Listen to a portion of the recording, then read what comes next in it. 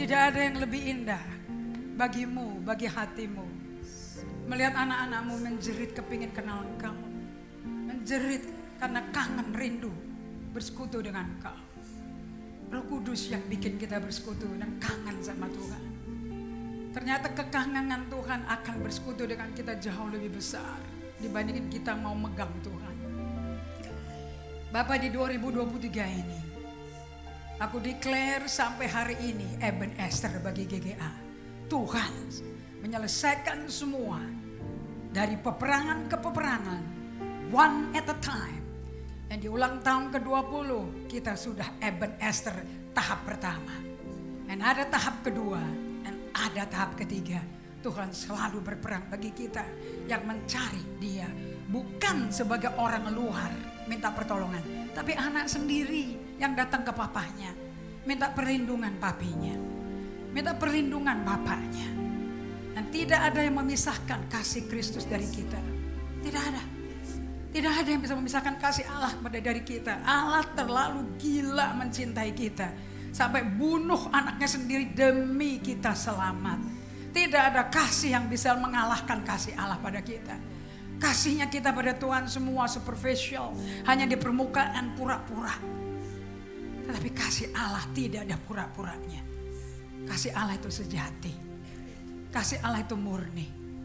Tidak ada motivasi apapun kecuali melihat kita selamat, jiwanya disehatkan, dan kita menjadi serupa gambar rupa anaknya kembali. Bukan status identitas anak Allah yang penting, tapi menjadi becoming the child of God, menjadi anak Allah serupa Yesus, anak sulungnya Allah. Aku minta Bapak pagi hari ini, baik yang ada di luar negeri, di Singapura maupun di Bali maupun di BSD maupun dimanapun Anda bergabung pagi hari ini, aku berdoa di dalam nama Yesus, mereka milik-Mu Tuhan. Kau yang mati buat mereka, Kau yang disiksa buat kita semua. Siapapun yang mendengar pagi hari ini pesan-Mu Tuhan, buat mereka ngalami pesan-Mu. Bukan mereka hanya mencatat pesan-Mu, bukan menjadi informasi dan head knowledge, Lord, tapi menjadi kehidupan setiap hari. Aku minta ini di dalam nama Yesus Kristus Tuhan kami. Pengalaman ini hanya membuat kami bisa dari hati yang mendalam meluap aliran-aliran air hidup dan berkata, Jesus, all glory belongs to you. Segala kemuliaan milik-Mu. Di dalam nama Yesus Kristus Tuhan dan Allah kami. Semua yang belajar mencintai Tuhan katakan amin. Katakan pada kiri kanannya, belajar ya mencintai Tuhan. Hidup ini tentang belajar mencintai Tuhan. Ada amin, silakan duduk kembali semuanya.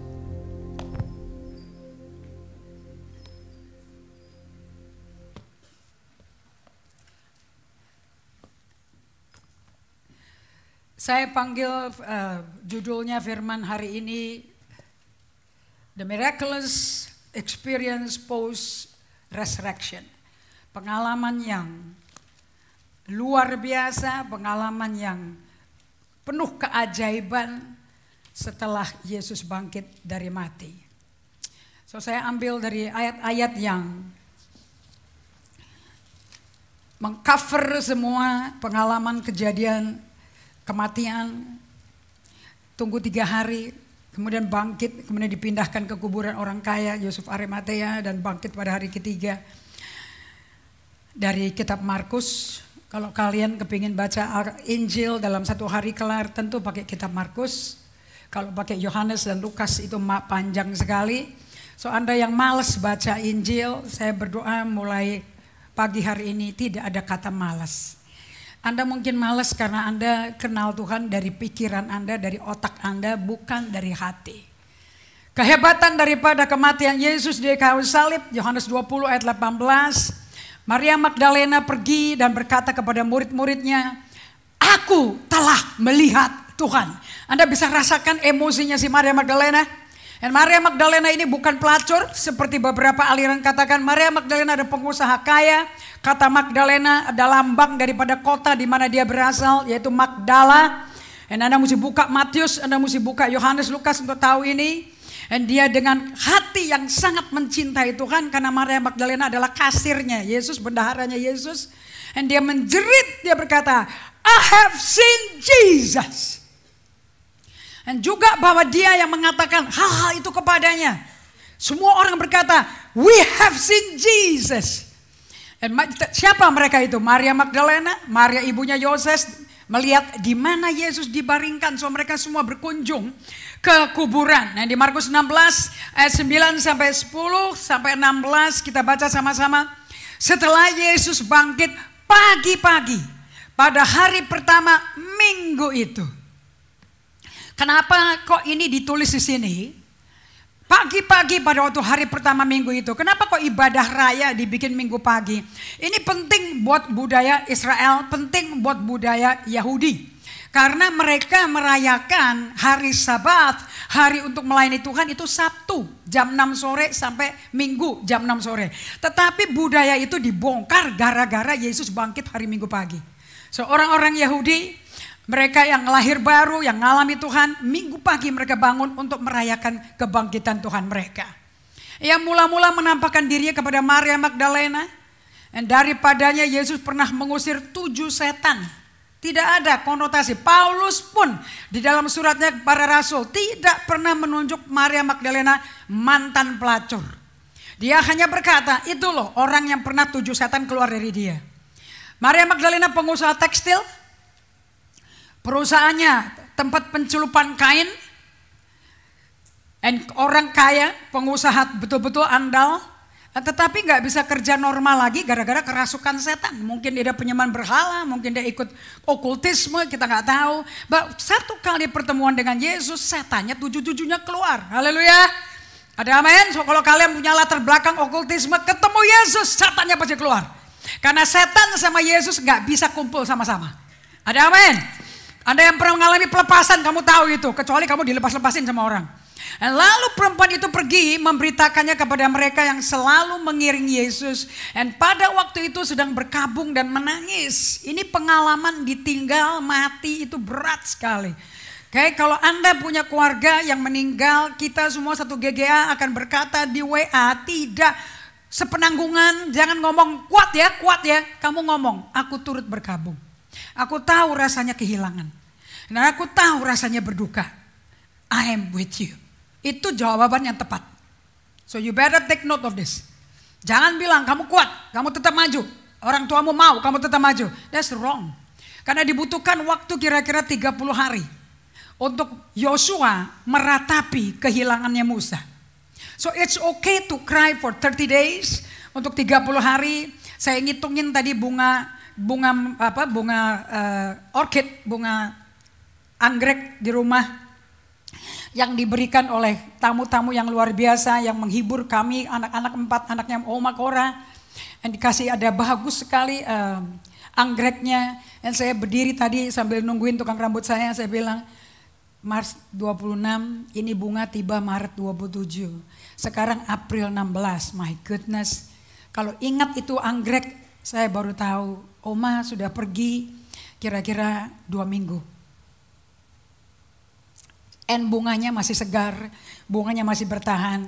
Kenangan akan Oma masih fresh bagi kami anak-anaknya. Bagi ART di rumah. So bagaimana ngatur kamarnya Oma, ART tidak berubah. Tetap jam berapa pagi mereka 5:30 buka korden, buka ke jendela, udara masuk. Kemudian sore hari mereka tutup jendela, tutup korden, mereka nggak merasa kayak Oma udah pergi. Oke, kenapa? Karena kita lagi memproses kehilangan, lagi memproses kedukaan. Bukannya kamu nyembah orang mati, bukan. Tapi the problem is your soul. Yang masalah itu di jiwa kita. Omanya udah kelar. Jiwa kita untuk putus dari ikatan jiwa, karena ikatan jiwa paling kuat adalah orang tua dan anak. Dan itu ikatan jiwa sah, boleh. Okay? Makanya Abraham di Kejadian 22, setelah si Ishak sudah menjadi teenager, menjadi anak kampus, pada waktu Tuhan gak bisa melihat ada kompetitor di hatinya Abraham, dia minta supaya Ishak dipersembahkan, dibunuh. Itu semua Ishak adalah lambang daripada Yesus yang dimatikan di kayu salib. Semua di perjanjian lama adalah bayangan perjanjian baru. Are you hearing me? So Anda jangan belajar Alkitab perjanjian lama kayak kejem banget Tuhan. And you know Ishak gak pernah dibunuh. Karena Allah gak terima darah manusia. Allah hanya terima darah anaknya sendiri. Karena semua manusia sudah berdosa dan hilang kemuliaan Allah. Sebaik-baiknya orang, sebaik-baiknya mami saya, darahnya darah penuh dosa. Dan hanya darah Yesus yang bisa menebus dia. Dosa mami saya, dosa kita semua, dosa satu keluarga Oma Kora. Untuk menjadi selamat dan lepas dari cengkeraman setan. Ada amin. Sesudah itu kalian baca sama-sama ayatnya. Ini Alkitab. Atau Anda pakai lidahmu jadi pena yang menulis di hatimu. Sesudah itu ia menampakkan diri dalam rupa yang lain kepada dua orang dari mereka, Kefas dan temannya, Lukas 24 dalam perjalanan ke kampung Emmaus. Dan ketika keduanya dalam perjalanan keluar kota, akhirnya dia menampakkan diri kepada ke-11 orang itu, 11 muridnya, ketika mereka sedang makan dan ia mencela ketidakpercayaan dan kedegilan hati mereka oleh karena mereka tidak percaya kepada orang-orang yang telah melihat dia sesudah kebangkitannya. Petrus, Yohanes, walaupun lingkar satunya Yesus nggak percaya Yesus bangkit. Kenapa kita bisa shock, mentally shock sampai kita nggak percaya firman yang adalah Yesus sendiri. Dan ini orang-orang 3,5 tahun hidup pagi, siang, malam, makan, tidur, jalan sama Yesus loh. Tapi perkataan Yesus bisa dilupakan. Bisa lupa, bukan sengaja dilupain. Lupa, karena apa? Syok. Bukannya mereka gak mau percaya Yesus bangkit. Kan Yesus 3 kali mengatakan dia akan mati, pada hari ketiga bangkit. Dan dia akan kembali. Tetapi mereka yang dikasih pesan itu gak bisa mikir. Waktu mami saya meninggal saya gak bisa mikir. Waktu nyawanya Oma gak ada di badannya kayak selongsongan aja, aku gak bisa mikir. Apapun yang mami pesen aku juga gak bisa mikir. Aku hanya shock, loh kok udah pergi. Dan mereka semuanya, oleh karena mereka tidak percaya kepada apa kata orang-orang, Maria Magdalena, Maria imamnya Yoses, Maria mama angkatnya Yesus, semua bendahara kaum perempuan-perempuan yang pada gak pulang sampai kubur ditutup batunya oleh Yusuf Arimatea, mereka pulang siapin rempah-rempah. Pagi hari mereka datang ternyata malaikat udah buka itu kuburan. Malaikat buka itu pintu kuburan, bukan tentara Romawi. Lalu berkatalah kepada mereka, Yesus berkata, pergilah. Lihat nih, pesan Tuhan setelah dia bangkit dari mati. Kamu pergi ke seluruh dunia. Beritakanlah Injil kepada segala makhluk. Siapa yang percaya dan dibaptis akan diselamatkan. Artinya diselamatkan, punya hubungan pribadi dengan Yesus. Tetapi siapa yang tidak percaya, mereka di bawah hukuman. Karena mereka dikuasai oleh iblis sehingga tidak bisa melihat cahaya kemuliaan Allah. Anda ngerti ya? 2 Korintus 4 ayat 3 dan 4. So apa yang terjadi di Kalvari? Apa sih yang terjadi waktu di kayu salib? Kebenaran yang dahsyat yang Yesus selesaikan dalam penderitaan yang lewat kelewatan, paling sadis, paling kejam seorang manusia bisa alami. Dengan penderitaan lewat kehancuran tubuhnya sampai mati. Ini tubuh Yesus hancur loh. Yesaya 53 berkata, muka aja, rupa aja gak ada lagi. Makanya waktu Maria Magdalena ketemu Yesus di kuburan, dia shock dan dia pikir ini tukang kebon. Kenapa? Seingatku waktu diturunin dari salib, hancur, udah gak kayak manusia. Loh ini kok bagus. Tidak ada cacat, mukanya utuh total. Anda shock gak kira-kira kalau ketemu orang kayak begitu? Terakhir hancur, darah semua, daging pada copot-copot, daging balur-balur dari cambuk cabang 5 itu. Dan sudah nggak kayak orang kena tulah katanya Nabi Yesaya. Ternyata kita yang ditanggung dosanya. Dan Allah berdamai dengan kita dan sebuah hubungan kasih, katakan hubungan kasih, terbuka bagi kita, bagi saya dan Anda dengan Allah.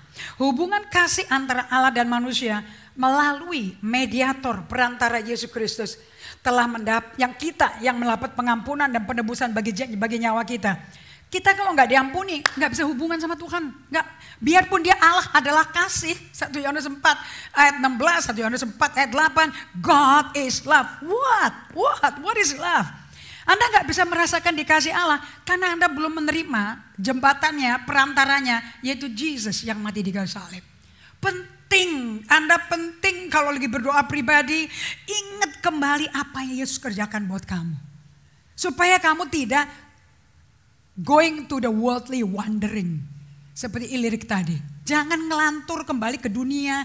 Sosmed adalah tempat yang paling cepat untuk kamu meleset ke dunia. Paling cepat. Biar Anda gak ngumpul-ngumpul lagi sama teman duniawimu. Biar Anda gak clubbing lagi. Biar Anda gak ke beach club lagi. It does not mean kamu tidak ada kesukaan ke situ. Anda bisa cepat kembali dan langsung ketawa-tawa sendiri depan handphone. Kenapa? Aku ingat itu. I can relate to that. Aku bisa ngerti itu, pengalaman itu. Dulu gue kayak gitu tuh. Dan kalau engkau lihat terus, Ibrani 11 dikatakan, kalau sampai Abraham lihat ke belakang terus ke Ur Kasdim, ada kesempatan besar dia balik lagi ke Mesopotamia. Dan dia tinggalkan tanah perjanjian itu. So be careful dengan apa yang kau pikir, kau ingat, kau lihat tiap hari. You are what you see. Kamu adalah apa yang kau lihat. You become what you see. Makanya becoming like Jesus berarti kan dalam Kolose 3 ayat 1 berkata, lihat perkara di atas dong. Di mana Yesus duduk di sebelah kanan Allah Bapa. Pikirkan perkara di atas. Jangan mikirin yang di dunia. Dengan segala merek-merek makanan minuman. Dengan segala macam fashion yang. Don't look at that. Look at Jesus. Cari baju yang sopan. Cari baju yang bagus yang tidak membuat kamu jadi pusat perhatian orang. Itu kalau mau dandan kayak begitu tuh. So that people can see and feel Jesus in you. Bahwa kamu jaga apa warisan yang diberikan Tuhan bagi kita. Dan di Ibrani 10 penulis Ibrani kepada jemaat yang tersiksa karena iman mereka dalam Yesus. Penulis menguatkan dengan detail, diingetin kembali salib itu apa. So Anda mesti tahu motivasi surat-surat ini ditulis oleh para rasul, ini audiensinya siapa? Jemaat Ibrani adalah jemaat yang disiksa habis sampai gak bertumbuh karena iman mereka dalam Yesus. Makanya di tempat ini ditegur keras. Lihat dari sudut waktu mestinya kamu dijadi pada guru loh. Tetapi kamu masih maunya susu. Berarti itu jemaat punya mental korban. Mereka kalau kena masalah mewek, nangis, marah-marah, murtad. Itu Kristen emosi bayi.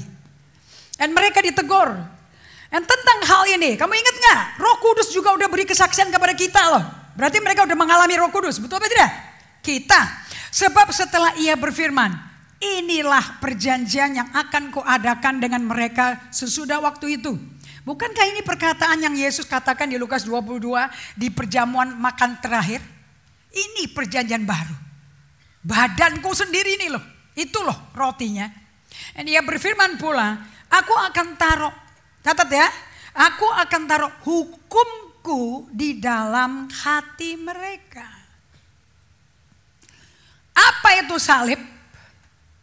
Kenapa Yesus mati disiksa secara sadis dengan cara pemerintahan Kaisar Romawi?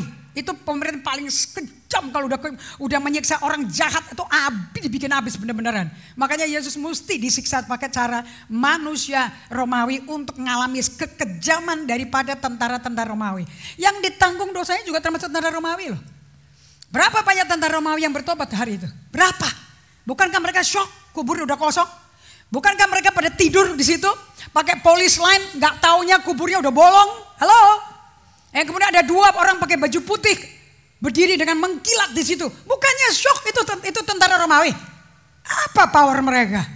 So Yesus menampakkan diri juga bagi tentara Romawi. Nggak ada satu orang yang diperkecualikan. He died for everybody. Termasuk murderer yang paling keji, pembunuh paling sadis. Kalau kau see Jesus, kamu akan diampuni. Tujuan pengampunan so that you can have a relationship. Untuk bisa bikin hubungan pribadi yang gagal kepada nenek moyang yang 40 tahun muter-muter di padang gurun, gagal semua, mati semua. Kenapa perjanjian yang pertama gagal dan sudah tua dan usang? Sebab tidak terjadi dari dalam hati, terjadinya di otak. Makanya mereka melihat api, Allah muncul dalam api gempa bumi di Gunung Horeb, shock mereka. Musa, kamu aja yang ngomong, ntar mati lo, gue kesambar api lo. Mereka ngelihat Tuhan dari panca indera fisik. Musa, Yosua dari hati mereka melihat. Bagaimana caranya kita bisa melihat Tuhan dari hati? Ini, aku taruh kamu hukumku dalam hatimu. Mereka dan menuliskannya dalam akal budi mereka. You want to know the heart, to see your heart and know your mind. Untuk mengenal hati dan pikiranmu, dan I will better write my heart. Aku taruh hatiku dalam kamu dan kutulis di budimu, di akal budimu dan di hatimu what I am like. Jadi kalau orang jatuh cinta tuh dari dalam hati, nggak mungkin jatuh cinta dari intelek loh. Betul apa tidak? Kalau dari intelek itu lust, namanya eros itu, nafsu. Ayat 17, dan aku tidak lagi ingat-ingat dosa dan kesalahan mereka. Jadi kita bebas daripada terdakwa tertuduh. Roma 8 ayat 1. Tidak ada lagi tuduhan, tidak ada lagi dakwaan bagi mereka yang hidup di dalam Yesus Kristus. Karena hukum roh Allah memerdekakan kita dari hukum dosa dan maut. Haleluya. Betul apa tidak? And that's when you are born again. Allah kasih hati yang baru, roh yang baru. Kamu tahu dan tahu dan tahu kok kamu diampuni. Haleluya. And jadi apabila untuk semuanya itu sudah ada pengampunan, perfect, kita diampuni total. Tidak ada dosa diingat, tidak ada kesalahan. Tuhan aja gak ingat, kenapa kita nginget-nginget? Tukang pengingat namanya tukang sapu, namanya iblis. Suruh dia bersihin sampah-sampah kita aja tuh. Oke, suruh pakai seragam SOR. Tidak perlu lagi dipersembahkan korban dosa, udah cukup. Darah Yesus lebih dari sempurna untuk memberi pengampunan dari dosa yang dulu, sekarang, yang akan datang kita lakukan. Itu darah sudah memuaskan kebutuhan Allah untuk bisa ngampuni. Haleluya. Ada amin? Apakah kalian tahun depan akan berdosa? Ya pasti, kamu gak sempurna kok. Betul apa tidak? Don't be weird man. Berapa kali kamu udah berdosa selama tahun 2022 sampai 2023? Berapa kali? Berapa kali kamu udah pura-pura, udah malas baca Alkitab, malas berdoa? Jujur. Ayo supaya penjara jangan kosong. Hah? Sering kali. Berapa kali kamu pahit sama Tuhan? Mana katanya janjinya begini? Mana kali janjinya? Mana Tuhan? Berapa kali kamu sebel sama Tuhan? Terus gak mau doa, gak mau baca Alkitab. Angkat tangan tinggi-tinggi. Kalau bisa kakinya sekalian. Oke? Sebab kalau kamu angkat tangan, kamu ngaku dosamu, yang sakit jantung itu siapa? Iblis. Karena dia penipu dan bapak penipu, dia sukanya kamu bohong. Kalau engkau bisa bohongin dirimu, jangan bodoh ya. Kamu nggak bisa bohongin Tuhan. But you fooling yourself. Kamu nipu dirimu, you are deceiving yourself. And tidak ada yang lebih menderita dari orang yang menipu diri sendiri. You cannot pray. Karena di mana ada dosa, Allah berpisah dari kamu. Nangkep ini ya? Yesaya 59 ayat 2, coba baca sebentar, gak ada di PowerPoint, buka Alkitabnya. Biar jarimu berjalan di halaman suci. Yesaya, bukannya Yesaya Mazmur ke belakang gitu loh. Yesaya 59 ayat yang kedua. Semua yang rajin menggambar ilustrasi jembatan gak mungkin lupa lah ayat inilah. Oke, bagus saya dengar lembar-lembar bergerak, itu senang sekali sebagai gembala you know. Ayat 2, katakan sama-sama, 2, 3. Tetapi yang merupakan pemisah antara kamu dan Allahmu. Ngomong ke kiri kanannya, lu bisa terpisah loh dari Allah loh. Kamu mungkin gak terpisah dari kursi di ruangan ini, tapi kamu terpisah dari Allahmu loh. Oke, apa itu? Ialah segala kejahatanmu. Terus, jadi kejahatan, kalau kita hatinya jahat, kita terpisah gak dari Allah? Katakan otomatis. Jadi kalau hatimu dingin sama Tuhan, kamu aneh nyanyinya. Oh, I want to know you more. Aduh, tuh lagunya bagus sekali, tapi aku kok nggak ada ya rasa kayak gitu ya. Kalau engkau dengar liriknya dan kamu berkata jujur, how come I don't have that desire? Kok aku nggak ada kekangenan sih, kepingin kenal Tuhan? What's wrong with me? Itu lagu liriknya mestinya menginsafkan kamu. Itu bukan untuk diserenade. But why I'm not able to sing with that kind of cry. Kok aku gak bisa sih nangis kayak begitu, kepingin kangen, kepingin kenal Tuhan. What's wrong with me? Di mana kerohanianku? Di mana aku dengan Tuhan? Am I far from God? Apakah aku udah drifting away? Aku udah melipir keluar jauh dari Tuhan? What am I? Apakah semua kekristenan ini hanya keagamawian? Hanya pertemuan sekali seminggu? Oh am I betul-betul ada in relationship, deep fellowship, koinonia dengan Tuhan? Kalau sampai Allah ngomong seperti ini melalui Nabi Yesaya, yang merupakan pemisah antara kamu dan Allahmu, tahu nggak? Itu kejahatanmu. Berarti sensitif banget dong ya. Sampai detail dikit yang memisahkan kita dari Allah aja ditulis kok, dikatakan Tuhan kok. Berarti Allah gak mau terpisah dong dari kita. Right? Dia gak mau. Dia mau Anda panik seperti handphone hilang. Mana handphone gua? Kalau pakai yang jenis tipe saya kan cari dong pakai apps-nya tuh, Find Me. Nah, jadi kalau kita 2023 ini mulai bulan ini setelah Paskah, saya minta kalian semua saling mengingatkan satu sama lain, and that's bukti bahwa kita tuh saudara seiman. Kita keluarganya Allah, kita anak-anak Allah, kakak adik dalam Tuhan. Yang paling sulung tentu Yesus, betul? Jadi kalau ada temen kamu mukanya stres panjang, molor kayak cempedak gitu. Kenapa sih muka lu sedih kayak gitu? Handphone gua, lu lihat gak handphone gua? Langsung kayak kamu nyanyi. Oh, I want to know you more. Deep within my soul, I want to know Jesus more. Langsung orang itu sadar gak? Itu menyadarkan orang dengan menyindir halus. Kok kehilangan handphone aja kayak orang mau pengsan loh. Mau kehilangan Yesus, hubungan intim dengan Tuhan itu bikin kamu tuh mukanya pucat pasi kayak orang mau mati gitu loh. Kayak pada tentara Romawi itu. Begitu lihat malaikat dua di depan, duduk di atas gua pintunya dari kuburan. Muka mereka kayak orang mau mati tuh. Pucat sekali loh. Bagaimana mau bilang? Kan mereka udah dibayar semua, betul apa tidak? Bukan pemberita hoax, betul? Udah dibayar kan? Suruh ngomong bahwa mayat Yesus dicuri muridnya kan? Bagaimana? Orang pintunya udah bolong sendiri. Dan muridnya masih tidur. Pada ketakutan. Siapa yang nyolong? You cannot lie to Jesus. Setiap firman digenapi. It's very sensitive untuk Tuhan kehilangan kita loh. Kalau tidak penting dia punya hubungan intim dengan kita, buat apa ditulis yang merupakan pemisah antara kamu dan Allahmu? What is so important about this? Dan untuk pemisah ini ditutup lagi, menjadi disambung, dia mesti mati. Mati kayak udah bukan manusia lagi, udah kayak binatang di sisi kitanya. Dan yang membuat dia sampai sembunyikan diri terhadap kamu, sehingga ia tidak mendengar, itu dosamu. Kalau dia gak cinta sama kita, ngapain? Lu tahu gak? Aku tuh gak bisa lihat kamu loh. Gue tuh gak bisa ketemu kamu. Dan aku gak bisa denger lu ngomong apa. Karena ada dosamu. Berarti dia desperate kepingin denger kita gak? Dia desperate kepingin kita denger dia apa tidak? And that's what salvation is. Itu arti kata keselamatan. Jadi ayat 19. Saudara-saudara, oleh darah Yesus kita sekarang penuh keberanian. Katakan penuh keberanian. Boldly run, dapat masuk ke dalam tempat kudus. Buat apa ditulis dengan keberanian? Dapat masuk ke tempat kudus. Ke tempat kudus kan mau ketemu Tuhan. Halo. Jadi kita nih abnormal, Kristennya sakit jiwa dan masih sakit jiwa. Kalau jiwanya gak ada kangen untuk kumpul sama Yesus di tempat kudus. Very very sick.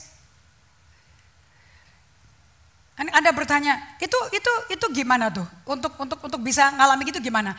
Kamu kan dikasih pengalaman, bukan kita yang minta. Kita tuh minta karena kita pernah pertama kali mengecap kasihnya. Waktu kita lahir baru, ingat nggak tuh? Anda bisa kayak orang kelaparan, karena udah kangen seperti kayak orang bulan madu, nyari maunya berdua sama Tuhan, baca Alkitab nggak disuruh, berdoa sendiri, nyanyi terus sampai air mata bercucuran, sampai lupa makan, lupa pacaran, lupa ke kantor, maunya sama Tuhan terus. Halo, pernah nggak ngalami kayak gitu? Jadi bukan kita yang inisiatif, Tuhan yang inisiatif. Kasih. Kenapa kita bisa mengasihi Allah? 1 Yohanes 4 ayat 19 katakan, because God loved us first. Karena Allah yang mencintai kita lebih dulu. Buka ayatnya 1 Yohanes 4 ayat 19.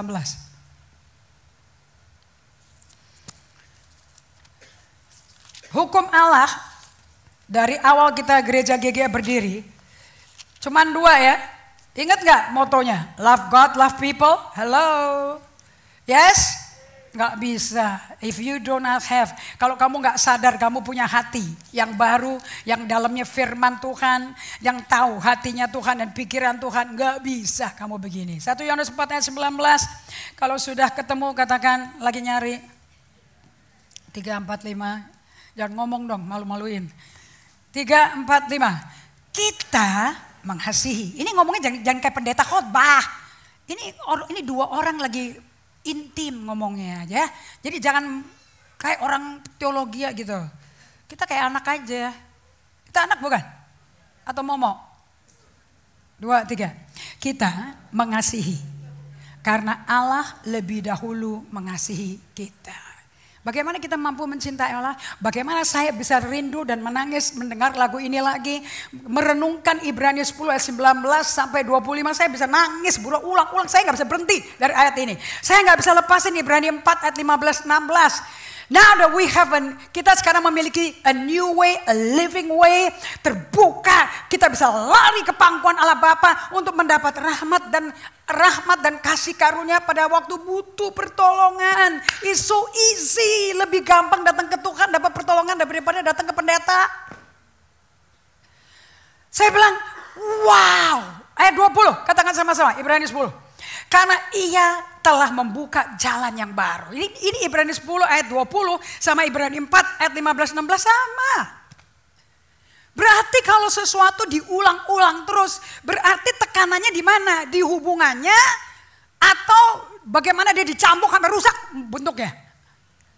Bagian rusak itu tanggung jawabnya dia. That's why I come. Karena aku mesti jadi domba Paskah. Tapi outcome-nya dong, hasilnya dong dari kematianku, outcome-nya dong. Kita mesti tahu hasil kamu menderita kayak gitu, mati kayak gitu tuh apa ya Yesus? Untungnya buat aku tuh apa? Katakan sama-sama, ayat 20. Dan karena ia telah membuka jalan yang baru dan yang hidup bagi kita. Katakan bagi saya, melalui tabir. Anda mesti tahu ya, tabernakel Musa. Melalui tabir, yaitu dirinya sendiri. Jadi pemisah antara ruang kudus dan ruang maha suci. Kalau Anda pergi ke gereja-gereja tertentu, selalu ada kotak kayu dan 2 kerubim sayapnya ketemuan di tengah. Perlu menyembah itu nggak perlu. Itu nggak perlu lagi. Anda perlu hanya tahu gambarnya aja. Itu blueprint. Itu hanya bayangan gambar rancangan Allah yang Allah kasih ke Musa di Gunung Horeb. Dan dia mesti bikin persis. Dan itu berbicara tempat kursi pendamaian. Kursi pertemuan Allah dengan manusia. Caranya bagaimana? Dengan persembahan Imam Harun darah 1 tahun sekali masuk. Menembus tabir ruang kudus dan ruang maha suci. Pada waktu Yesus mati di kayu salib, itu tabir waktu badannya hancur tidak berbentuk manusia lagi. Sobek, gempa bumi dan sobek jatuh dari atas ke bawah. Itu kiloan, tontonan beratnya itu.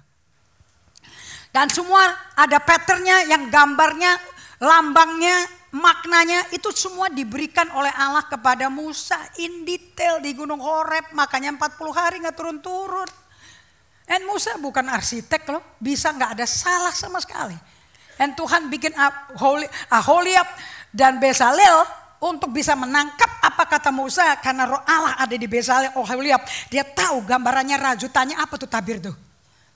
Amazing. Kamu baca tuh kitab Keluaran tuh. Dari 34 sampai 36. Bagaimana tabernakel Musa dibikin. Dan itu cuma bayangan dari apa yang kita punya di surga. Kitanya langsung ke surga. Kalau dia lewat tabernakel ini. Kalau darah yang ditaruh di permukaannya kotak yang ada 2 malaikat serafimnya itu ketemu. Kalau darah ini dipersembahkan oleh Imam Harun ditaruh di atas peti itu diterima Allah, langsung Shekinah glory, kemuliaan Shekinah artinya bobot pribadi Allah itu keluar seperti api di atas ruang maha suci yang belakang itu. Oke, ini kalau di black kayak gitu. Di tempat ini tidak ada sinar matahari bisa masuk. Oke, karena atapnya dari kemah ruang kudus yang kotak itu tempat Allah hadir, dibuat dari kulit lumba-lumba. Itu kulit hewan yang tidak ada pori-pori. Jadi matahari gak bisa masuk. Makanya ada kaki dian 7 cabang. Itu tiap hari imam mesti masuk. Kenapa? Mesti kasih minyak supaya apinya gak padam. Nangkep ya? That's why day by day kamu mesti dipenuhi Roh Kudus. Day by day, kalau enggak urapannya mati. Itu semua bayangan daripada kehidupan kita. Actually ini semua adalah kita. Karena tidakkah kau tahu kita bait Allah, tempat Roh Allah berdiam? So di mana Allah berjumpa dengan kita? Bukan di langit. Here. Makanya kalau doa bukan begini menengadah. Kalau berdoa berdiam. Because He's here. Dan apa yang akan keluar kalau diterima penyembahan daripada Imam Harun? Di depan tabir ada kemenyan. Kemenyan lambang daripada penyembahan. Ingat orang-orang Majus? Dia bawa emas, mur dan kemenyan. Mur hanya untuk mengapani, merawat jenazah supaya nggak busuk. Emas lambang ketuhanan, karakter Allah tuh gold, logam mulia. And kemenyan tuh lambang apa? Worship. Siapa yang jadi jenazah tapi berbadan, bersifat ilahi dan disembah, itu siapa? Tuh anak 2 tahun tuh yang didatang disembah sama orang Majus. Buku ini Alkitab susah dibacanya kalau pakai intelek. Buku ini persis kamu baca buku ini. Seluruh bukunya Peter Scazzero namanya buku interaktif. Artinya bukunya ngomong ke kamu, kamu menjawab. Pada mulanya adalah firman, firman bersama Allah, firman adalah Allah. Berarti kalau baca Alkitab nggak mungkin ngantuk. Kenapa? Kamu capek bisa. Tapi kalau kamu nggak capek nggak mungkin ngantuk. Kenapa? Ini buku ngomong. Sebab ini surat cintanya Tuhan ke kita. Nangkap ya? Dan kalau engkau lahir baru, Shekinah glory masuk ke dalam hati kamu. Dan langsung melakukan sunat rohani. Apa itu sunat rohani? Yeskiel 36 ayat 26-27. Dan aku bikin perjanjian baru. Ini perjanjian baru mengalahkan, meniadakan perjanjian pertama. Karena yang pertama gak sempurna. Dan semua 3 juta orang Israel yang keluar dari moyangmu yang keluar dari Mesir. Dengan tanda-tanda ajaib 10 tulah dikalahkan. Gagal mencintai aku. Mereka gak mau hubungan sama Tuhan. Mereka nyuruh Musa, dibayar tuh Musa tuh. Lu yang doain aja sana. Nanti gue ikutin apa yang dia mau. And majority kalian kalau Kristen yang tidak pernah fokus ke dalam, tapi fokusnya kepada kebutuhan pribadimu yang di luar, pasti kamu akan minta pendeta nolong kamu. And it's tiring. Karena yang kamu minta cuma kebutuhan badan. Makanan, duit, rumah, mobil, gaji. Muternya hanya di situ. Padahal semua itu adanya di luar daripada pelataran ini. Di luar pagar ini. Mereka kerja semua di kebun mereka, anggur, delima, panen semuanya. Kan dibawa kemari. Yang dibawa kemari kan bukan mengenai kebutuhan mereka, tetapi hasil yang mereka tahu Tuhan yang bikin. Ada amin. So sekarang jalan yang baru yang dikeroakin ini, dan tirai yang di depan ada 2 tirai ya. Satu masuk ruang kudus, satu tabir masuk ruang maha suci. Pada waktu Yesus mati di kayu salib, jebol dua-duanya. So kita gak perlu pakai imam-imam Harun. Yesus imam besar kita. Langsung kita online, real time. Tidak pakai segala macam internet kelas berapa. Langsung kita ngomong ke Allah Bapa. Jadi kalau Anda betul-betul mau bertobat murni, doanya kayak gini.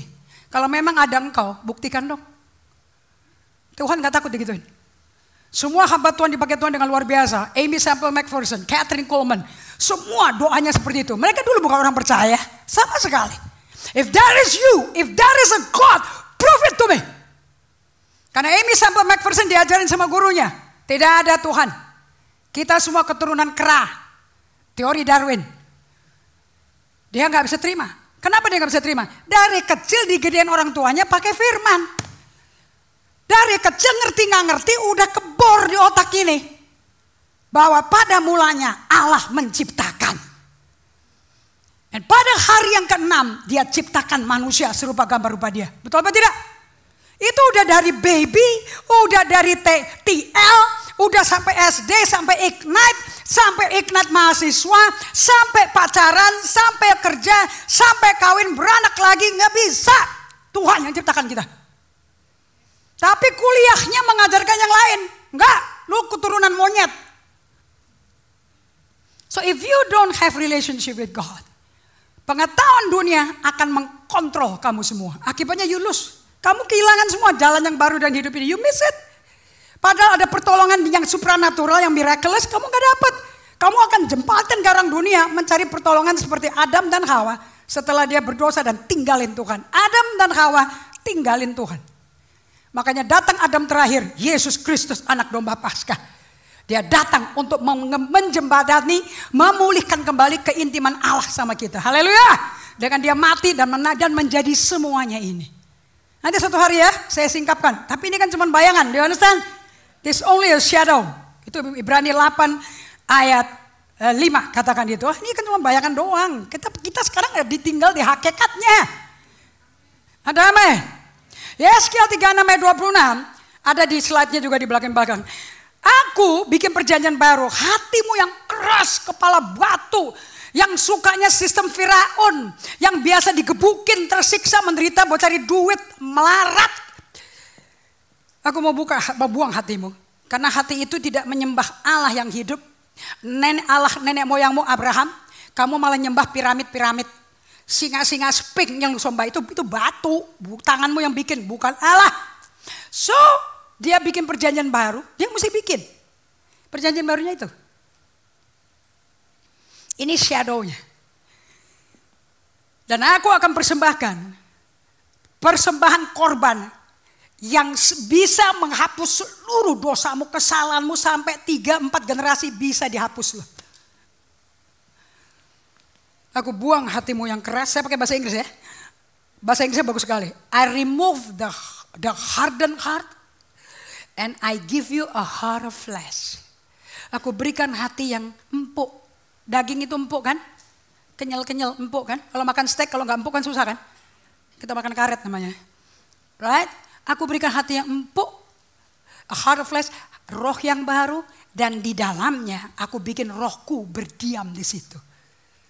Roh Kudus, Yohanes 14 ayat 6 katakan, penggantinya aku, kata Yesus, dan akan tinggal bersamamu selama-lamanya. So now kita menikmati Yesus, Roh Kristus ada di dalam kita. Nggak ada di luar, nggak ada di gedung-gedung ini. Ini gedung ada hadirat tuh gara-gara kamu. Bukan karena tiang-tiangnya, bukan karena logo-logonya. Saya nggak bisa ngelogo apa-apaan loh sini loh. Karena ia telah membuka jalan yang baru. Dan yang hidup bagi kita melalui tabir yaitu dirinya sendiri. Tirai pemisah antara Allah yang hidup dan manusia berdosa sobek dan jatuh. Sekarang semua manusia bisa lari dengan keberanian percaya. Katakan lari. Bukan ngesot, lari. Bukan dragging the feet. Doa ya doa. Baca Alkitab. Ibadah. No, hey, God is waiting for you. Allah lagi nunggu kamu. Come on child. Kalau anak nangis, mami, mana ada orang tua kata biarin. Suruh dia kapok sendiri sana. Ada orang tua kayak gitu, anaknya lagi nangis. Biar anaknya salah dan bebal, tetap nggak di maminya lari. Ada apa sama kamu? Betul apa tidak? Right? Kalau bapak yang jahat aja yang berdosa bisa begitu, apalagi bapak kita di surga. Aduh, kepala kita pusing dah. Ada orang bisa mikir kayak gitu. Dan kita mempunyai imam, semua manusia lari dengan keberanian percaya dengan yakin untuk menerima hadirat Allah. Dan Allah menerima kehadiran manusia kembali. Oh, that's powerful. Lihat, Allah menerima our presence. Presence dari human being. Kembali. Being present with God's presence. Itulah Taman Eden. God with Adam. Karena tanpa napas Allah, gak ada Adam bisa hidup. Allah harus ruah hakudas keluar dari mulutnya. Manusia jadi living soul. Menjadi makhluk hidup. Kita itu ditopang, sustain oleh napas Allah. Pada waktu dosa datang, napas Allah kita tinggal. Karena napas Allah nggak bisa bergaul sama dosa. Dosa memisahkan, betul? Jadi kita jauh dari napas Allah, right? Karena dia suci, matanya terlalu suci untuk melihat kejahatan. Nggak bisa lihat ya. Itulah pribadi Allah yang mau ditaruh di kita. Sehingga kita menjadi serupa gambar rupa Allah. Dan kita semua punya imam besar sebagai kepala rumah GGA di sini. Karena itu, marilah. Kata marilah artinya I invite you. Aku ngundang kamu. Saya undang kamu, mari kita menghadap Allah. Yuk kita ngadap ke Allah yuk. Dengan hati yang tulus ikhlas dan keyakinan iman yang teguh. Oleh karena hati kita telah dibersihkan. Telah dari hati nurani yang jahat, yang egois, yang kepahitan, yang dendam, yang iri, yang sinis, yang sarkastik. Dan tubuh kita telah dibasuh oleh air hidup, yaitu firman Allah. Kamu lagi dengerin gini, kamu lagi dimandiin loh. Mengenai intelekmu, otak kirimu gak terima, who cares? But you are being bathed. Kamu lagi dimandiin, suka apa gak suka. Itulah kedaulatan Allah. Is it amazing? Ngerti gak ngerti kan? Ini firman bekerja. Oke? Tetapi untuk Anda mengalami hati yang baru, roh yang baru.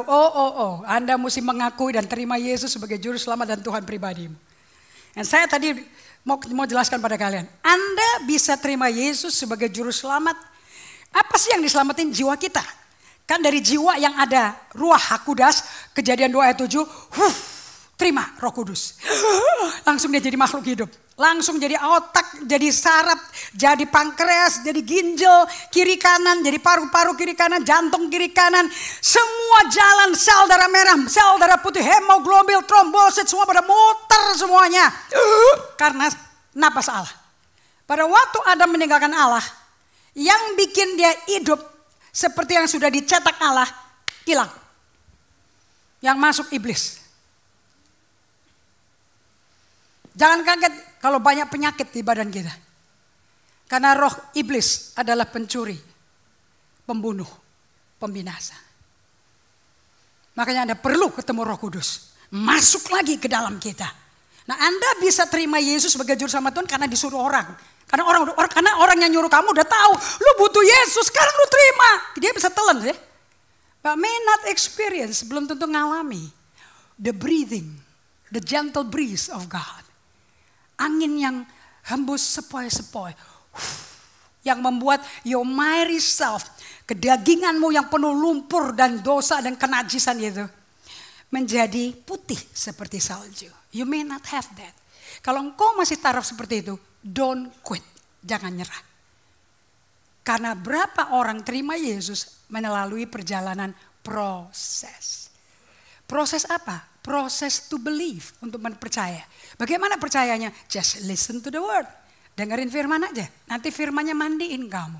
And one day itu firman menjadi kehidupan. Ada amin? And that, pengalaman seperti ini membuat Anda semua bisa berdoa. Katakan bisa berdoa. Saya jam ya.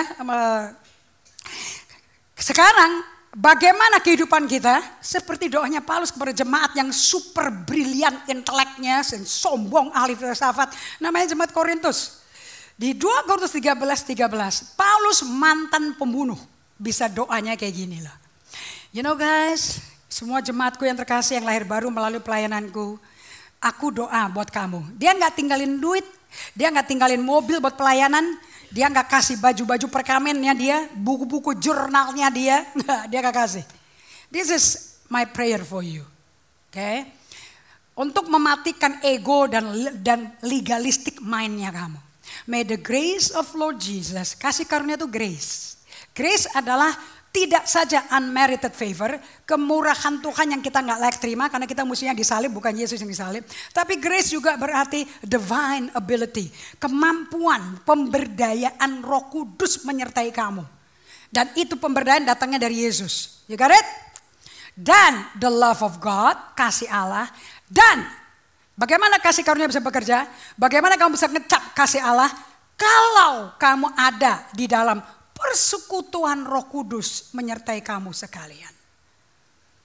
Roh Kudus bukan angin, Roh Kudus bukan burung merpati, walaupun muncul di atas kepalanya Yesus di Sungai Yordan, but he's not a bird.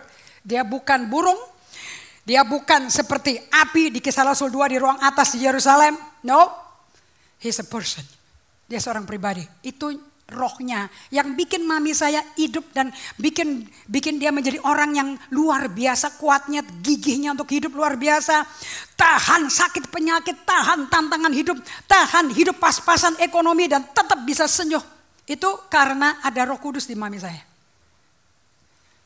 Itu yang bikin pribadi mami jadi seperti mami. Semua orang kalau ketemu Oma Cora, walaupun sakit tulang ekornya, smile all the time. Oleh sebab itu Yesus menggambarkan hubungan kita dengan Tuhan sebagai abiding in Him as He abides in me. Yohanes 15 become our lifestyle setelah lahir baru. So Yesus sendiri ngomong, akulah pokok anggur yang benar. Dan Bapakku pengusahanya yang punya kebun anggur itu. Setiap ranting padaku yang tidak berbuah itu dipotong sama Allah Bapa. Dan setiap ranting yang berbuah dipotong juga. Kalau bahasa Inggrisnya itu di-trim bahasa Belandanya. Bahasa Inggrisnya di-purge, P-U-R-G-E, purging. Supaya buahnya tambah banyak. Saya kemarin ada tukang kebun baru. Si Oma punya ada kayak bonsai, beringin Korea. Ada 5 bunder-bunder kepala. Tapi pendeknya sama terus. Seumur Oma tuh segitu terus tuh. Cuman bola-bolanya bisa jadi kayak sasak habis tidur belum disisir. Mokar kemana-mana. Terus kemarin tukang kebunnya bilang sama saya gini. Non, ini sayang non mesti piara ini. Oke, saya disuruh ngapain? Ya non kan lihat, ini udah penyok-penyok kegendutan, udah gak berbentuk. Sayang, mahal nih tanaman non. Ya ini kesukaannya mami saya. Saya beresin ya, saya rapiin. Tapi gue potongin semua. Maksudnya? Iya botak. Oh gitu. Tapi gak mati kan? Oh enggak. Dalam waktu 2-3 hari. Lihat hijaunya mudah bersemai. Bukankah Yesus ngomong yang sama? Kalau sudah berbuah aku potongin. Supaya apa? Keluar rumpun daun yang muda-muda. Dan keluar bunganya dan buahnya. So saya kelar pulang dari Bali. Gue lihat itu tanamannya Oma. Botak beneran. Itu batang tua-tua kelihatan semua. Kayak tengkorak gitu. Tetapi muncul buds, little buds yang masih hijau muda keluar. I have hope. Gak heran kalau mau hidup dengan pengharapan baru. Dan mau hidup dengan cara yang baru. Cara lama mesti mati dulu. That's why after death there is life. Kalau apapun kehidupanmu mati. Perkawinan, hubungan suami istri udah dingin, udah kering. Hubungan seks udah gak ada lagi. Kalau ngomong aja udah males. Lari dengan berani ke tahta Allah. Nanti kamu terima kasih karunia Yesus dan kasih Allah. Dan persekutuan, koinonia dengan Roh Kudus. Koinonia itu artinya satu. Udah gak bisa dipisahin. Napas Allah dan napas kita udah satu. Menyertai kamu selama-lamanya, 2 Korintus 13 itu. Itu akan membuat kamu hidup dan hidup berkelimpahan. Apapun yang kau pegang akan diberkati Tuhan. Tapi harus keluar dari hidup abiding in Him. Supaya ia lebih banyak berbuah. Kamu memang sudah bersih karena firman yang telah kukatakan kepadamu. Gak ada orang dengar khotbah gak dibersihin. Makanya semua pada gini-gini kalau ke gereja gitu loh. Tapi begitu keluar begini-begini lagi. Langsung ngebuk. Makan di mana? Kita makan apa? Ya udah dah langsung. Tinggallah di dalam aku. Kalau di mall gak ada Yesus agak berat itu. Tapi kalau kamu berdoa seperti cara Yesus, nanti bisa. Kamu ada di mall, kamu ada di pasar, kamu ada di butik. You can be in prayer. Terserah luar eksternal lagi ngapain. Remain in me, tinggal di dalam aku, and aku dalam kamu. Sama seperti ranting tidak dapat berbuah dari dirinya sendiri. Kalau rantingnya tidak tinggal pada pokok anggur, demikian juga kamu tidak berbuah. Katakan sama-sama, saya disamakan dengan ranting pohon anggur. 1, 2, 3. So jangan pernah lihat ranting pete. Kamu bukan pete dan kamu bukan jengkol. Nangkep ya? Karena pete dan jengkol bisa hidup sendiri kalau dipotong. Tapi kalau ranting anggur nggak bisa, langsung mati. So Anda agak sulit kadang-kadang untuk melihat bedanya mana yang ranting, mana yang batang. Karena bisa gede dua-duanya. So Anda mesti tahu pokoknya, Jesus. Nah jika kamu tidak tinggal di dalam aku, jadi ada syarat, sampai lu lepas dari aku. Tinggallah di dalam aku dan aku di dalam kamu. Terus sama seperti ranting tidak dapat berbuah dari dirinya sendiri kalau ia tidak tinggal pada pokok anggur. Saya korek? Oke, lanjut. Demikian juga kamu tidak bisa berbuah jikalau kamu tidak tinggal di dalam aku. Ayat 5, katakan sama-sama. Akulah pokok anggur. Dan kamulah ranting-rantingnya. Aduh, ini diulang berapa puluh kali ya di pasal ini. Kita belajar the teori teologia repetition. Kalau sampai Yesus ngomong yang sama berulang-ulang kali, kira-kira penekanannya di mana? Di rantingnya atau di tukang kebunnya? Of course di rantingnya. Ranting gak bisa hidup tanpa pokok. Do you understand? Relationship sama Yesus atau kita bisa jalan sendiri? Of course. Ayat 5. Ulangi lagi. Akulah pohon anggur dan kamu ranting-rantingnya. Titik. Barang siapa tinggal di dalam aku dan aku di dalam dia, ia berbuah banyak. Makanya kita gak ada buah kasih karena kita gak tinggal dalam dia. Dia gak tinggal dalam kita. Kita sibuk di Kersel, kita sibuk di acara hari Minggu, tapi kita gak ada di dalam dia. Anda bisa sibuk di Kersel, I'm happy for you. Saya bangga kamu bisa sibuk di main pelayanan di musik-musik. I'm happy for you, but kalau kamu tiap hari bukan carang yang nempel di pokok, you're a dead branch. Lu main gitar, lu main keyboard, mati yo. Tidak membawa kehidupan, bawa kematian. Because you're a dead branch. Nangkap ini. Betapa pentingnya. You need to be day by day beating the Lord. Kalau nggak bisa hidup di luar Yesus nggak bisa ngapa-ngapain. Ini bukan tugas. Bisa nggak kita ubah dari keharusan menjadi kehidupan? Shift it from a must to pray to become I live to pray.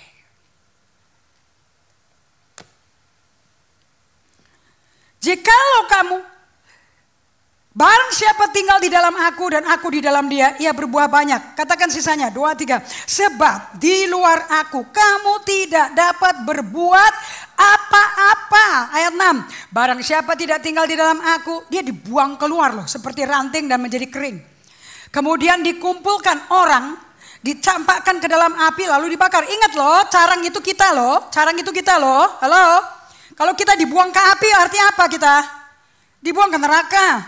Ayat 7, jadi kalau kamu udah lahir baru, kamu ke neraka bukan karena berzina, bukan karena manipulasi perpuluhan, bukan karena bohong, bukan karena main gila di belakang Tuhan. Kamu sudah berdosa kalau tidak nempel sama Tuhan. Gak ada urusan, kita gak usah ngomong lagi berzina, abortus, udah itu dulu waktu sebelum lahir baru. Not after being born again.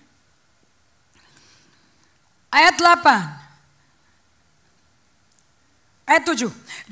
Jikalau kamu tinggal di dalam aku dan firmanku tinggal di dalam kamu, mintalah apa aja yang kamu kehendaki dan kamu akan, pasti si carang minta buah dong, betul gak? Gak mungkin carang minta Lamborghini kan? Halo. Ada amin?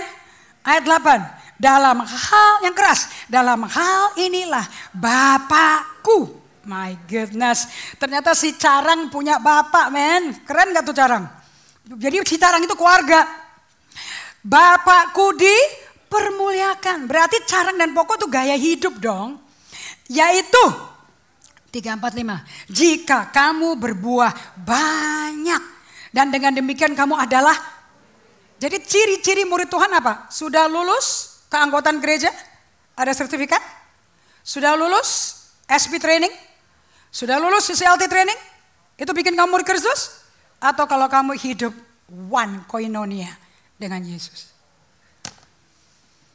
Jangan melayani dari carang kering yang mati. So persekutuan intim dalam satu kesatuan roh kita dan roh Allah. Ini tulisan saya pribadi. This is my revelation, oke? Okay? Ini ada di slide 19. Persekutuan intim dalam satu kesatuan roh kita dan roh Allah dalam batin kita. Katakan batin kita. Pencet perut bagian pusar ke bawah. Pencet situ. Ini batin kamu ada di sini. Pencet, tabok situ. Biar buang angin sekalian. Oke? Nggak ada hati di sini. Oh Tuhan, hatiku. Enggak, itu rusuk dan jantung. Lu tepuk-tepuk mati lo bentar lagi lo. Batin tuh di sini. Samcan. Tempat ada anak di sini. Nggak ada anak di sini kan? Persekutuan intim dalam satu kesatuan roh kita dan roh Allah dalam batin manusia ialah yang dimaui Allah Bapa melalui kematian dan kebangkitan Tuhan Yesus Kristus. Makanya di tengah kemelut, be still before the Lord and wait upon Him. Di tengah goncangan hidup, be still and know that I am God. Kamu belum tahu bagaimana Allah hadir buat kamu di tengah badaimu. Apakah dia menjadi El Shaddai atau Jehovah Jireh? Apakah kalau kamu lagi sakit di tempat tidur sakitmu, apakah dia Jehovah Rafa atau dia adalah El Shaddai? Apakah dia Jehovah Rohi atau Jehovah Rafa? 12 nama Allah akan muncul when you are still di tengah badaimu. Dia mau kenalan pribadinya sama kita. Jadi dari memecahkan from breaking bread on the road to Emmaus, dari perjamuan suci di perjalanan menuju Emmaus, sampai di ruang atas di Yerusalem, sampai sarapan pagi di pantai Galilea dengan murid-muridnya, Yesus selalu bikin waktu setelah bangkit dari mati untuk bangun hubungan. Dia nggak pernah nggak bangun hubungan, yang dicari itu kita. Ada amin. So, slide 25. Perjanjian baru berjanji bahwa Allah akan ampuni dosa kita. Berarti apapun yang misahin kita dari Allah, yang bikin kita gak bisa sayang-sayang bersekutu intim sama Allah, jebol. Gak ada alasan kamu gak bisa berdoa. Gak ada. Dan merestorasi persekutuan, our fellowship dengan sesama manusia yang hatinya berbalik kepadanya. Begitu kamu menerima sunat hati melalui kematian Yesus, tabir itu jatuh, kamu bisa masuk ke hadirat Allah, kamu diinfus kasih Allah setiap hari. Makanya bisa mengasihi sesamamu. Kamu gak bisa memberi apa yang kamu gak punya. Mau nyanyi, emosimu jangan dimainin sama lagu. So di Yeremia 31 ayat 31 Tuhan Yesus berkata seperti ini. Allah ngomong kayak gini. Ini pada nenek moyang bajingan semua ini. Sesungguhnya akan datang waktunya. Demikian firman Tuhan. Aku akan mengadakan perjanjian baru. My goodness. Injil adalah penggenapan Yeremia 31 ayat 31 sampai 34. Isn't amazing? Aku bikin perjanjian baru dengan kaum Israel dan kaum Yehuda. Ini negara udah pecah soalnya. Bukan seperti perjanjian yang telah kuadakan dengan nenek moyang mereka pada waktu aku pegang tangan mereka untuk bawa mereka keluar dari tanah Mesir. Perjanjianku ini telah mereka ingkari meskipun aku jadi Tuhan yang berkuasa atas mereka. Oke, so perjanjian baru, slide 29. Ini bedanya perjanjian baru sama perjanjian lama. Catat nih. Perjanjian lama ditulis pada batu. Perjanjian baru ditulis pada hati manusia. Nggak mungkin Tuhan nggak mau hubungan cinta dengan kita. Oleh sebab itu hubungan yang dalam untuk mengalami Kristus dari hati Allah dengan hati manusia terjalin. Salib membuat hubungan Allah dan manusia terjalin. Sebagai penutup, saya sambung minggu depan ya. Kalau mau merayakan kebangkitan Tuhan ini dong, hasilnya apa sih kematiannya? Kita tutup dengan Efesus 3 ayat 12 sampai 19. This is the prayer dari orang yang intim dengan Tuhan. Namanya Rasul Paulus. Jemaat Efesus. Di dalam dia kita beroleh keberanian. Dan jalan masuk kepada Allah dengan penuh kepercayaan oleh iman kita kepadanya. Jadi hubungan dengan Tuhan gampang kan ya? Betul gak? Kristen cuma ini toh. Nanti masalah sakit jiwamu, depresi, bipolarmu sembuh.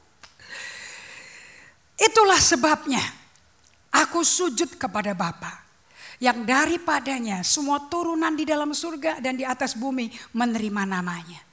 Aku berdoa, lihat nih doanya itu apa? Tentang hubungan toh, supaya ia menurut kekayaan kemuliaannya, itu kuasa kebangkitannya tuh, kekayaan kemuliaannya, menguatkan, meneguhkan kamu oleh rohnya dalam batinmu. Bukan tambah kuat karena minum ginseng. Orang kalau sakit ngomongnya, ini loh ada akar-akar bikin kamu kuat nih. Ini ada obat-obatan Cina ini loh bikin kuat. Bukan, yang butuh dikuatin justru roh dalam batinmu. Kamu sakit karena Roh Kudusnya kurang tempat di dalam batinmu. Do you understand this? Kesembuhan itu dari dalam keluar. Sebab dia Jehovah Rafa. Sehingga oleh imanmu, iman timbul dari perkataan Kristus yang kamu dengar. Sehingga oleh imanmu, Kristus diam di dalam hatimu. Di mana lokasinya? In your heart. Dan kamu berakar serta berdasar di dalam kasih. Duh, cuman gini doang. Jadi Kristen tuh kayak gini. Kenapa lu bingung resesi, dolar jebol, simpanan ada? Kenapa? Apa urusanmu? Itu kena narkoba, itu kena HIV AIDS, itu kena kanker. Udah ini datang aja ke Tuhan. Nanti dikasih Roh Kudusnya di dalam batinmu, kuasa kesembuhan ada di kita. Aku berdoa. Jadi dia ngomong sama Tuhan, dialog. Supaya kamu bersama-sama dengan segala orang kudus. Ayo kita mesti ada di dalam komunitas. Dapat memahami, we can fathom. Betapa lebarnya, betapa panjangnya, betapa tingginya, betapa dalamnya. Kasih Kristus. Kamu bilang kamu nggak Tuhan nggak cinta kamu. Lu kali di emperan kali berdirinya. Bagaimana orang mati kayak begitu dibilang Tuhan gak mencintai kamu tuh bagaimana sih? Di got kali kau mainannya. Bukan di sini.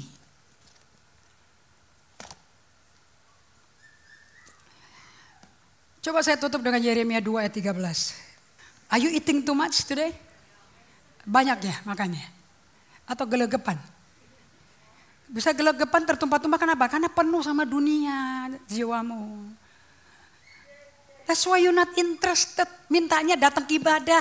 Doa khotbahnya urapan lo. Aku merasa hadirat Tuhan lo. Lah kenapa dari luar keluar ke dalam? Mestinya dari dalam keluar. When you sing as a WL, you are ministering to the Lord. You're not ministering you. Kan kamu juga mesti ikut nyanyi. Ada amin? Dan pada hari terakhir. Saya suka hari-hari terakhir tuh. Yaitu pada puncak perayaan itu. Yesus berdiri dan berseru, dia gak malu teriak.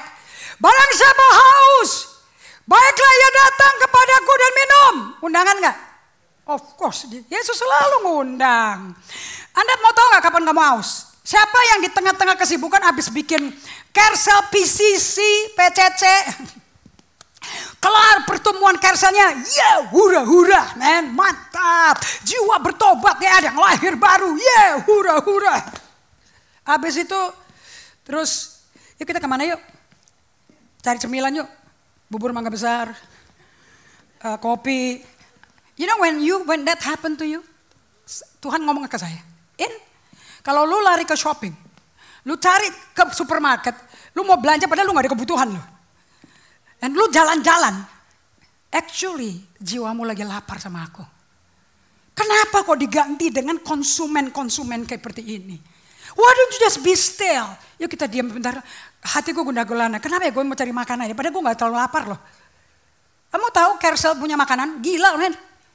Satu supermarket ada semua tuh buat gel. Bagaimana kelar itu lapar lagi? Yuk kita jalan-jalan yuk. Muter sebentar. Itu ada tempat makanan baru tuh. Pecenongan Pik itu ada lagi tuh. Seberangnya lagi tuh. Bukit Golf lagi tuh. Yuk kita lihat tidak ada makan apa. Ini udah jam 10 tau. Terutama yang lajang-lajang tuh. Tak ada tujuan hidup untuk pulang.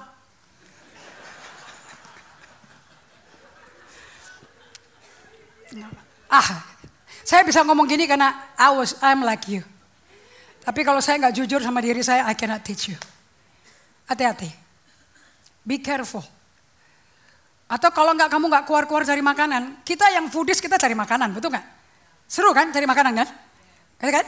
Sebetulnya yang dicari makanan atau fellowship-nya. Fellowship-nya. Jadi hatimu masih hampa loh sebetulnya.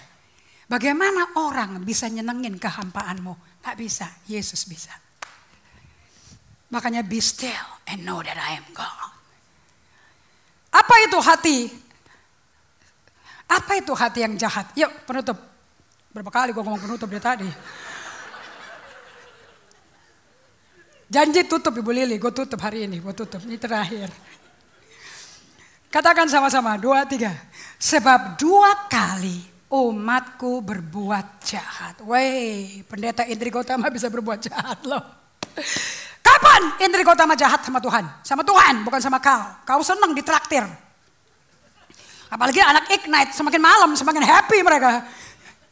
Mereka meninggalkan aku, sumber air yang hidup. Ada air kaporit, kalau lu minum mentah mati langsung. Dengan bakteri dan kumannya. Tapi ada sumber air hidup. Dan untuk kamu menggali kolam bagimu sendiri. Yaitu kolam bocor. Yang tidak dapat menahan air. Itu apa? Apa kolam bocor yang kita gali?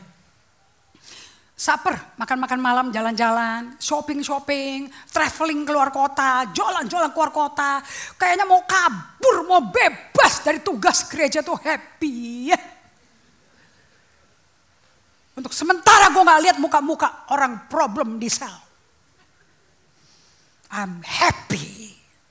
Kalau engkau kayak gitu, sumber airnya bocor. Jiwamu kok kotor, keruh, dan bolong. Makanya kamu cari teman-teman, ada orang yang ngomong kayak gini. Itu kalau ada orang di sel yang kita gak gitu suka, tuh mau diapain ya? Mau diapain? Enak aja ngomongnya loh. Mau diapain no? Sembelih. So, Yesus mengajarkan pada kalian suatu doa. Ini mau minggu depan deh. Namanya the prayer of simplicity. Doa untuk mendapat kepuasan dari Tuhan. Very simple. Sangat sederhana. Jadi doa yang keluar dari hati bukan dari pikiran. Pikiran kita yang menggagalkan kita bersekutu dengan Tuhan. Karena pikiran kita terbatas. Tapi hati kita, dari dalam hati orang percaya keluar aliran-aliran air hidup. Bagaimana aliran itu bisa di stop?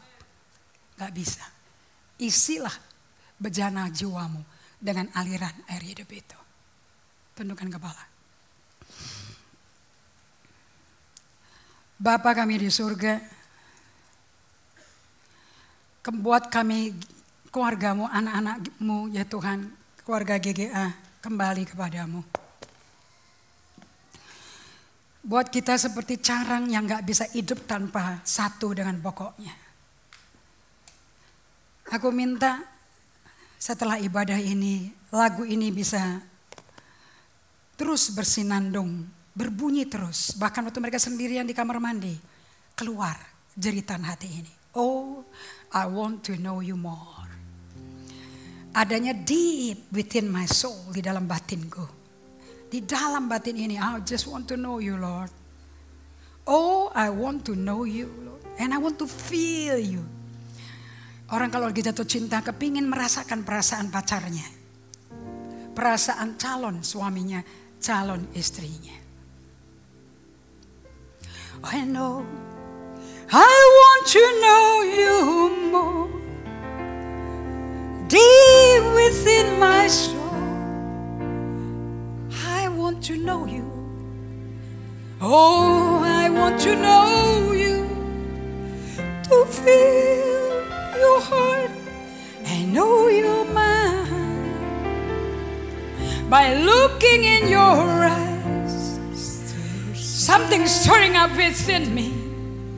That stirring up is crying, saying, I want to know you, Lord, I want. Deep within my soul, I want to know you. Christ that say, I want to know you, Lord. Oh, I want to know you more. Tutup matamu dan buka tanganmu biar kamu gak tahu kata-katanya, gak apa-apa. Gampang kok liriknya. Just be still, just be still. Bikin jiwamu tenang. Just the time I feel that I've been caught in the might of self. Just the time I feel my mind's been born by worldly wealth. There's breeze begin to blow, I know the Spirit call.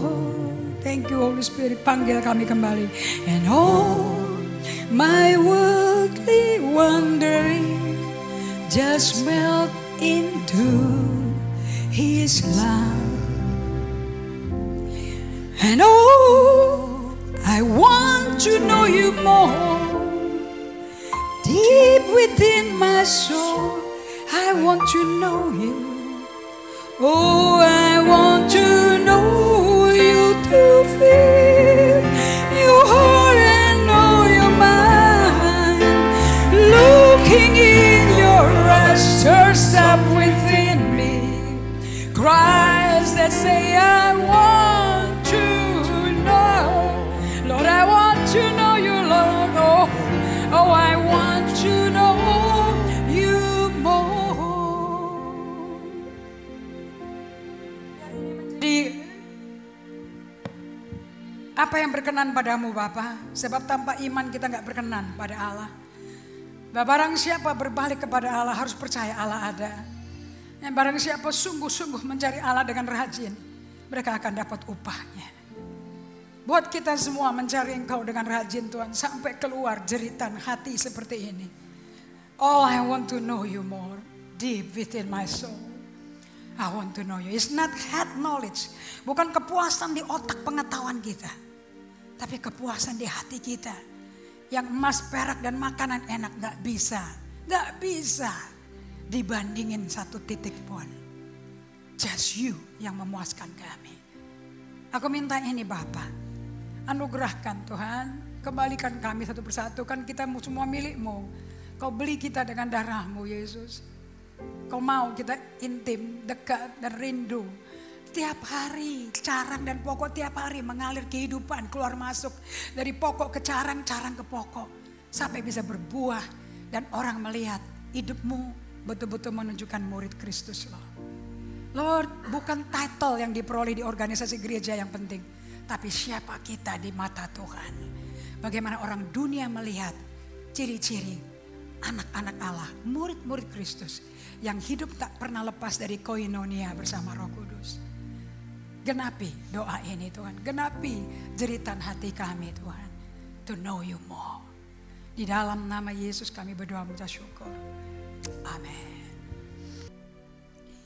Tuhan memberkati engkau dan melindungi engkau. Tuhan menyinari engkau dengan wajahnya dan memberi engkau kasih karunia. Tuhan menghadapkan wajahnya kepadamu dan memberi engkau damai sejahtera. Ini jawaban dari kerinduanmu. Terima janji ini untuk setiap hari dalam waktu seminggu. Sampai kita ketemu di Kersel dan di hari Minggu. God bless you. Tuhan berkati semuanya.